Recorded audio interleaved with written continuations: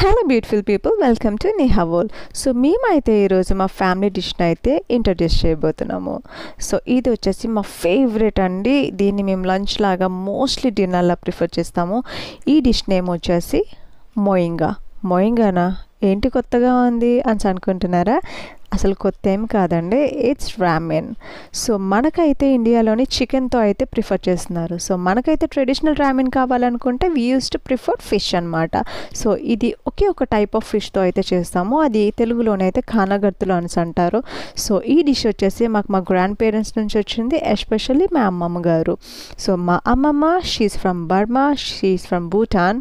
So ఈ video వచ్చేసి షార్ట్స్లోని కాబట్టి నేను అంత ఫుల్గా ఇంగ్రీడియంట్స్తో చెప్పలేకపోతున్నాను. త్వరలో మన ఛానల్లో అయితే ఫుల్ వీడియో అయితే రాబోతుంది.